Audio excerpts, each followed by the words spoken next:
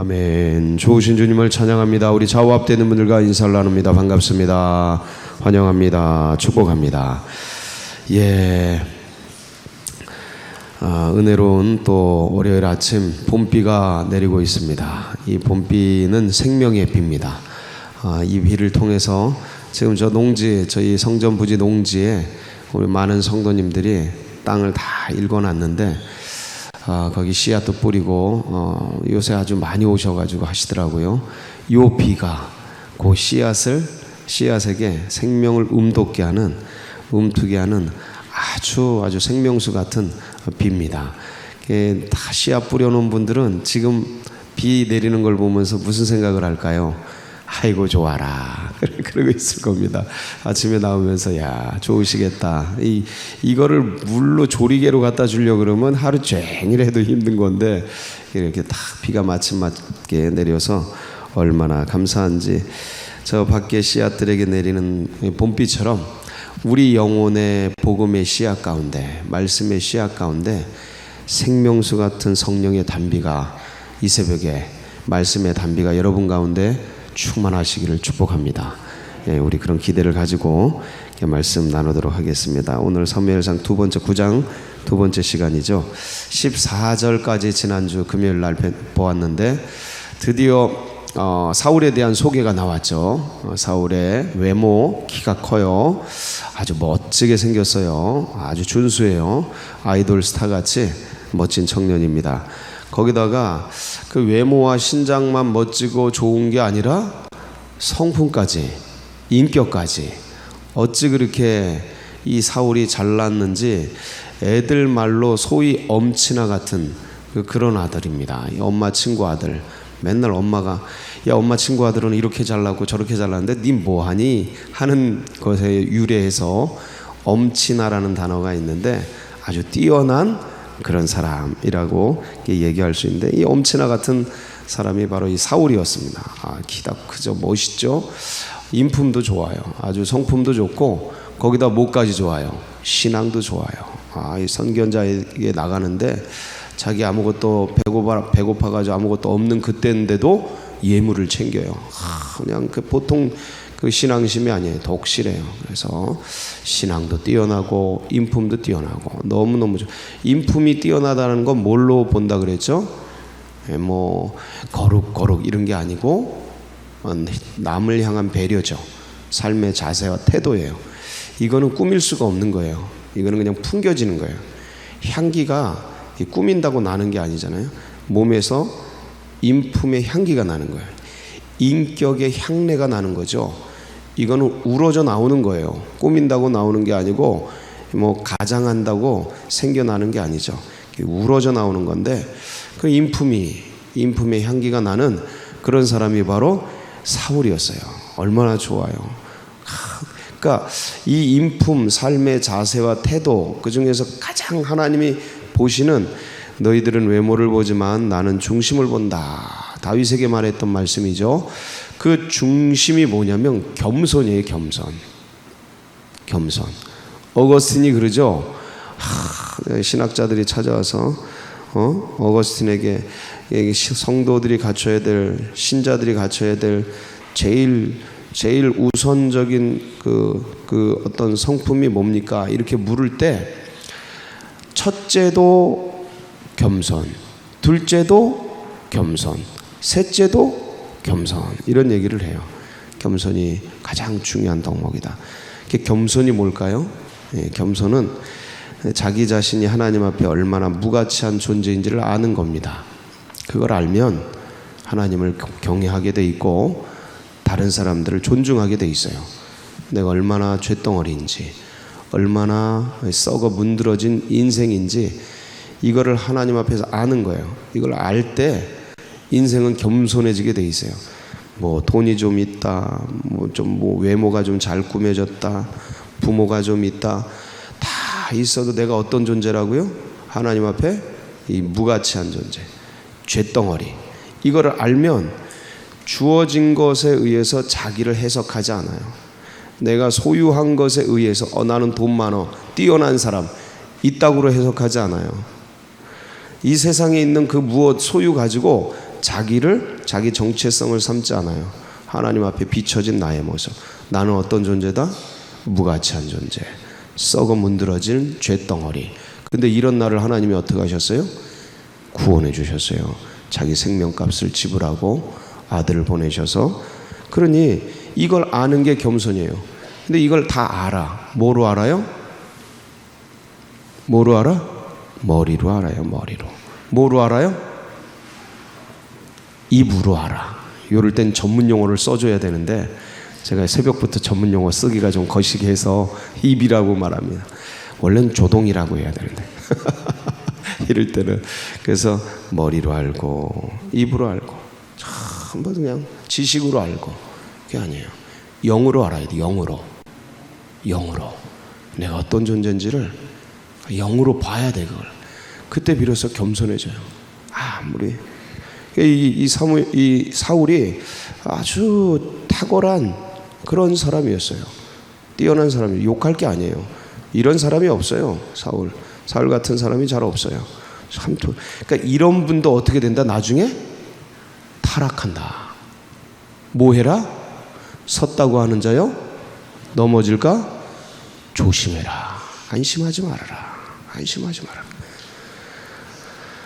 참, 여디디야라고 불리던 솔로몬이라는 아들이 있었습니다. 다윗이 기도 많이 하고 회개 많이 하고 낳은 아들이에요. 하나님이 너무 사랑스러워서 여디디야라는 이름을 지어줘요.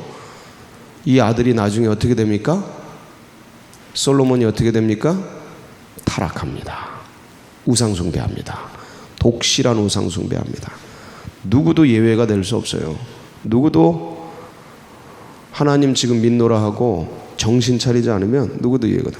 어쨌든 이 사울을 드디어 사무엘이 이런 훌륭한 인재. 그러니까 제가 지금 겸손을 얘기하는 거는 이제 드디어 사무엘이 사울을 만나는 거예요. 그래서 오늘 말씀의 주제는 뭐냐면 하나님이 어떤 사람 택하는가 이거예요. 하나님이 어떤 사람 택하는가. 이 만남의 축복. 이 만남의 축복을 누구에게 주시는가. 요거를 우리가 한번 보려고 합니다. 자, 14절. 자, 우리가 14절 한번 볼까요? 오늘 15절 봤는데. 자, 드디어 성읍으로 들어가고 나오면서 만나는 거예요. 14절 시작.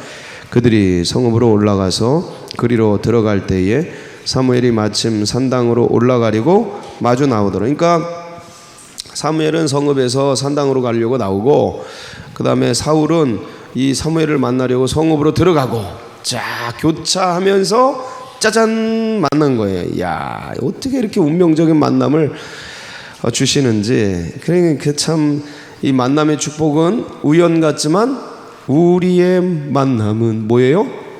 필연이에요. 필연. 우연이 아니야. 세상은 우연이라고 하는데 이건 하나님의 놀라운 경륜과 섭리 속에서 우리는 잘 모르죠. 우리가 이렇게, 저도 이제 어릴 때 그런 장난을 많이 쳤는데, 개미들 막 있으면 요개미하고 요개미 이렇게 해가지고 이렇게 만나게 하고 그렇게 싸움 붙이고, 아유 저만 그랬나 모르겠다.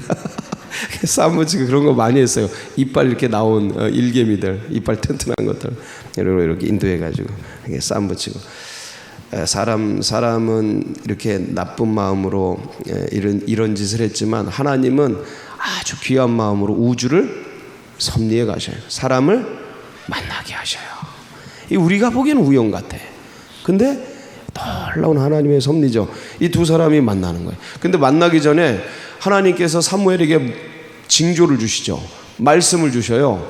어떤 사람을 만나게 될 것에 대해서 다 얘기해 줘요. 그리고 오늘 우리가 읽었잖아요. 이 말씀을 27절까지 읽었잖아요. 사무엘은 미리 준비해서 뭐까지 다 챙겨놨어요. 음식까지 챙겨놨어요. 날짜까지 정해놓고 30명 초대해서 상석을 비워놓고 요리사에게 뭐까지 챙겨놨어요? 음식까지예요. 얼마나 디테일해요. 하나님 보통 분이 아니에요. 하나님이 그 꽃 만들어 놓은 거 보면, 잠자리 날개 만들어 놓은 거 보면, 잠자리 눈알 만들어 놓은 걸 이렇게 보면, 이야, 이건 인류의 모든 조각품들이 다 합쳐도 안 돼. 이 기가 막혀.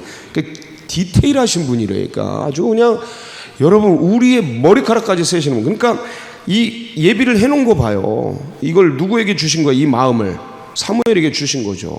내일 누가 올 테니까 너 어떻게 준비해라. 상석 준비하고 요리까지 준비하고 다 넓적다리 딱 준비한 넓적다리.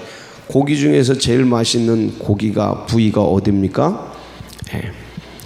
누구는 닭가슴살 모르는데 뭐니 해도 닭다리가 최고예요. 넓적다리가 최고지. 아유, 제일 좋은 부위예요. 얼마나 주기만 하면 먹지. 넓적다리 얼마나 감사해. 없어서 못 먹어. 근데 이게 자 해서 넓적다리 딱 준비를 했잖아요. 제일 좋은 거 부위를. 자, 그래가지고 이제 그 전날 사무엘에게 하나하나 일러줍니다. 16절이죠. 그게 같이 보겠습니다. 시작. 내일 이맘때에 내가 베냐민 땅에서 한 사람을 내게로 보내리니 너는 그에게 기름을 부어 내 백성 이스라엘 지도자로 삼으라. 그가 내 백성을 블레셋 사람들의 손에서 구원하리라. 내 백성의 부르짖음이 내게 상달되었으므로 내가 그들을 돌보았노라 하셨더니, 그 사람에게 뭐 하라는 거예요? 기름 부으라는 거예요. 뭐 하라는 거예요? 기름 붓는다는 거는 왕 세우라는 거죠. 이스라엘의 지도자, 드디어 왕정을 열어라 이거예요. 제가 그랬죠. 시대가 변할 때 하나님은 누구를 택한다? 사람을 택한다. 사람을 통해서 역사를 이루면서 시대를 바꿔가셔요. 하나님은 그런 분이셔요. 여러분이 역사를 바꾸는 기도의 복병들 되시길 바랍니다. 이게 내가 기도할 때 역사가 일어나고 하나님의 사람들이 막 일꾼들이 일어나요. 일꾼들이 일어나. 참 기가 막혀. 이 칼빈을 키운 사람이 평생을 17명 목회를 했어요. 칼빈을 키운 사람이. 내가 목회한 사람, 훈련한 사람 중에 평생 17명 시골에서 목회했는데 그 중에 누가 일어난 거야? 칼빈이 일어난 거야. 여러분이 전도한 사람, 여러분이 중보 기도해 준 사람, 그 사람이 이 기도의 복병들의 기도를 통해, 전도자의 전도를 통해 한 사람이 일구어졌는데, 그 사람이 웨슬리가 될지 칼빈이 될지 루터가 될지 누가 아셔요? 엄청난 거예요. 저를 키워준 목사님이 하여간 지금도 지난달에도 제가 찾아뵀는데 이분이 평생 목회하는데 제자 훈련했어요.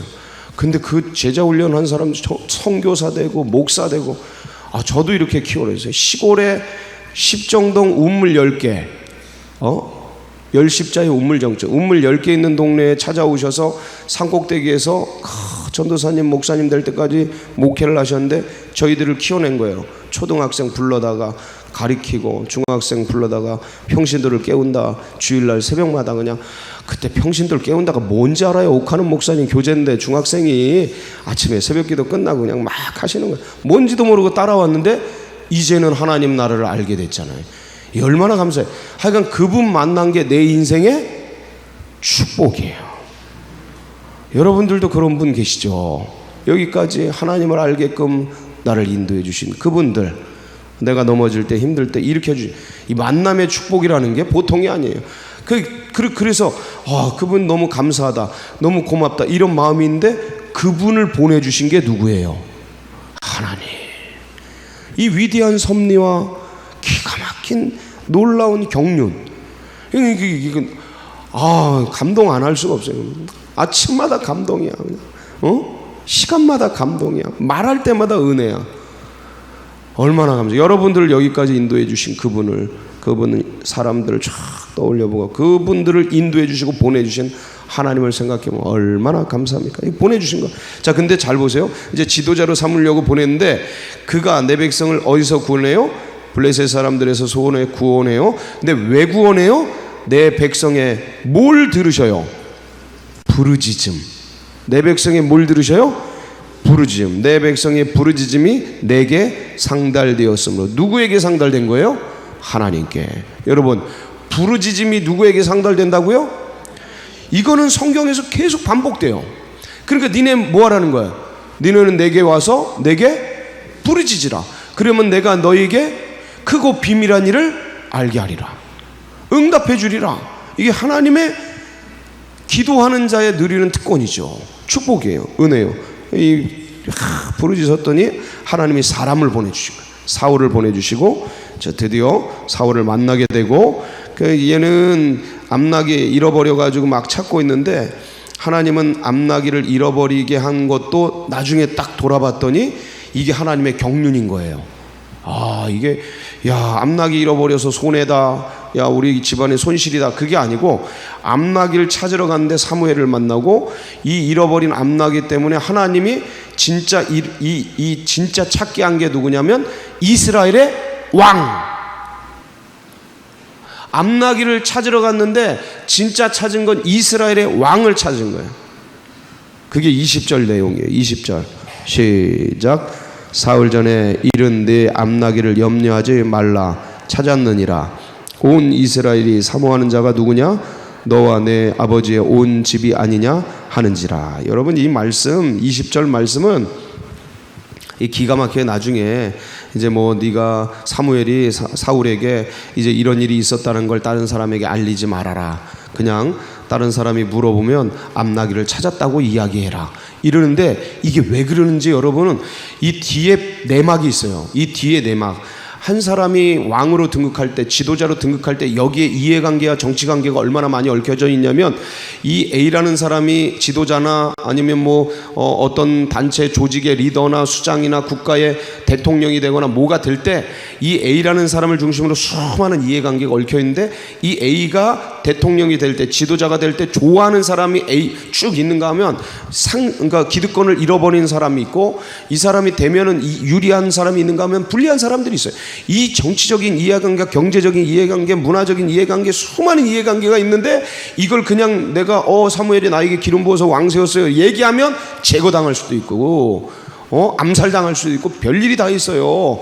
그러니까 이 한마디가 하나님께서 암나귀 하나 잃어버린 것으로 왕을 세우는 놀라운 경륜을 이루어가는 이 단어까지도 조정을 하시고, 단어까지 암나귀를 찾았다. 뭘 찾았다라는 거예요? 지금 왕을 찾았다라는 거예요. 왕. 잃어버린 암나귀 때문에 걱정하지 말아라. 암나귀 찾았다. 그게 누구예요? 사울 왕이에요. 왕. 그러면서 이제 내일 기름을 붓잖아요. 내일 기름 부어요. 이 사실을 알리지 말아라. 될 때까지 조용히 침묵하고. 그리고 누가 이루어 가셔요? 하나님이 이루어 가셔요. 하나님이 하나님의 나라를 이루어 가셔요. 하나님의 뜻을 이루어. 그래서 우리가 어느 때는 뭔가를 알리고 전파하고 공개하고 그럴 것이 있지만 어느 때는 가슴에 품고 침묵하고 조용히 은밀히 그것이 이루어질 때까지 가야 될 때가 있어요. 그거를 잘 구별을 해야 돼. 이 구별하는 걸 뭐라 그래요? 지혜. 이 지혜를 누가 주세요? 하나님. 그러니까 하나님께 뭐 해야 돼요? 묻고 듣고 순종하면 돼. 우리는 그것만 하면 돼요. 어려운 거 없어요. 우리가 무슨 지혜가 있어요? 우리가 무슨 능력이 있어요? 그리고 상황이 수시로 변하는데, 사람 마음이 수시로 변덕같이 들끓는데 그거를 어느 때는 괜찮다고 어느 때는 싫은데 이렇게 결정했다고 금방 싫어지는데 이 결정했다고 맞았다고 얘기하면 이게 맞나? 아니에요. 그때 확인해 가는 거예요. 하나님이 인도해 주십니다. 그래서 이 사무엘이 그런 얘기를 하니까 사울이 저는 베냐민 집안 제일 약한 집하고 우리 집안도 형편없고 막 다 겸비하게 그래 얘기하니까 무슨 소리냐, 일로 와라. 그리고 상석에 앉히고 넓적다리 딱 제일 귀인에게 주는 거예요. 넓적다리 딱 대접해. 그리고 이제 산당에서 나와서 성읍에 들어가서 다 말을 해요. 다 말해. 있는 얘기 없는 얘기 쭉. 그동안의 역사를, 하나님이 만들어진 역사를 얘기하겠죠. 다음날 동틀 때 일어나서, 그게 이제 26절인데 그 지붕에 올라가서 또 될 일을 쭉 얘기를 해요. 될 일을 얘기하는데 이제 성읍 끝에 이제 가게 됩니다. 27절 이제 일어나서 가게 되고, 그 성읍 끝에서 드디어 안수 왕의 기름 부음을 부어요. 그건 내일 내용인데 사환을 먼저 앞서 보내고, 얘가 눈치채면 안 되니까 내가 보내고, 왜냐면 이런 사람이 눈치채면 가서 말을 하거든. 말을 해. 그러니까 앞에 먼저 보내고 뒤에서 드디어 내일 기름을 붓습니다. 자, 드디어 하나님께서 사무엘을 통해 사울에게 이제 기름을 붓고 만나게 하는 은혜를 베풀어 주시는데, 여러분 왜 사울이 택해진 것 같습니까? 제가 초두에 힌트를 드렸어요. 하나님께서 왜 사울을 택하신 것 같아요? 사울의 마음이, 인품이, 성품이 하나님 중심 보신다 그랬죠? 그 내면이 제일 겸손해서. 자, 그러면 이 하나님께서 택하시는 사람은 겸손한 사람인데, 이 겸손함이라는 게 뭐냐 이거예요. 그 디모데후서 2장 20절에서 22절에 이렇게 소개되어 있어요. 한번 볼게요. 디모데후서 2장 20절 22절 시작. 큰 집에는 금그릇과 은그릇뿐 아니라 나무그릇과 질그릇도 있어 귀하게 쓰는 것도 있고 천하게 쓰는 것도 있나니 그러므로 누구든지 이런 것에서 자기를 깨끗하게 하면 귀히 쓰는 그릇이 되어 거룩하고 주인의 쓰심에 합당하며 모든 선한 일에 준비함이 되리라. 또한 너는 청년의 정욕을 피하고 주를 깨끗한 마음으로 부르는 자들과 함께 의와 믿음과 사랑과 화평을 따르라. 자, 20절 볼까요? 큰 집이 어디예요? 하나님 나라예요. 교회예요. 거기에는 은그릇도 있고 금그릇도 있고 나무그릇, 질그릇, 그러니까 종류가 많아. 그릇의 종류가 많아. 자, 근데 그 중에 귀하게 쓰는 것도 있고 천하게 쓰는 것도 있고 밥그릇도 있고 쌀그릇도 있고 뭐 하여간 뭐 하나님의 제물을 담는 그런 제사 도구도 있고 수없이 많은 게 있어요. 자, 그런데 제일 귀하게 쓰는 그릇이 뭐다? 아무리 금그릇이라도 더러우면 안 쓴다. 은그릇이도 부정하면 안 쓴다. 귀한 금그릇인데 이게 돼지 그 제사 지는데 올라가서 써요 안 써요? 그거 부정해서 안 씁니다. 아무리 금덩어리라도. 다이아몬드인데 이게 저 바알 신상에서 써버렸어. 써요 안 써요? 안 써요. 안 써요 그거. 성전에서 안 씁니다. 귀히 쓰는 그릇은 뭐냐? 깨끗한 거예요. 귀히 쓰는 게 뭐라고요? 깨끗한 거. 그러니까 내 마음이 깨끗한. 그럼 내 마음이 어떻게 깨끗해져요?